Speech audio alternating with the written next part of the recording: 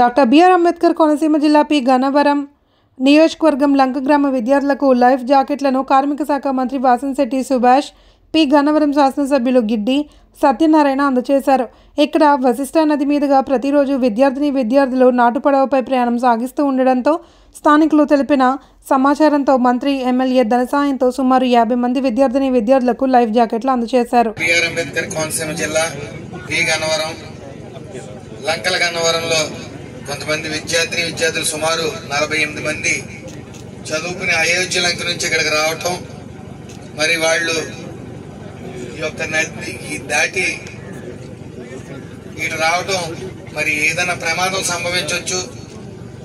మరి ప్రమాదం పొంచి ఉంది కాబట్టి దాన్ని అధిగమించాలి. గమ్మున సేఫ్టీ అనేది ఎట్టి పరిస్థితుల్లో అవసరం.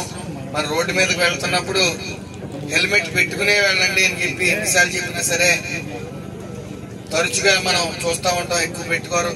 అలాగే చిన్నపిల్లలు కాబట్టి లైఫ్ జాకెట్స్ అనే అవసరం అని చెప్పి సూర్య నాకు తెలియజేయడం, వెంటనే మరి ఇక్కడ స్థానిక ఎమ్మెల్యే గారికి చెప్పి నా సొంత ఖర్చుతో మరి వీళ్ళందరికీ కూడా ఈ లైఫ్ జాకెట్స్ అని అందించడం జరిగింది. ఏదేమైనప్పటికీ ఎమ్మెల్యే గారు అందిస్తానని చెప్పినప్పటికీ అవకాశం నాకు ఇమ్మని అడిగి ఆయన కోరి మరి నేను ఈరోజు ఇక్కడికి ఇస్తా ఉన్నాను. మరి ఏదేమైనప్పటికీ ఎమ్మెల్యే గారు చెప్పినట్టు ఇది మంచి ప్రభుత్వం. ఈ ఎన్డీఏ కూటమి ప్రజలకు మంచి చేయడానికే ఉంది. ప్రజల వద్దే ఉంటున్నాం మేమందరం, ప్రజల దగ్గరగానే ఉంటూ ప్రజల సమస్యలు తెలుసుకుంటా ఉన్నాం.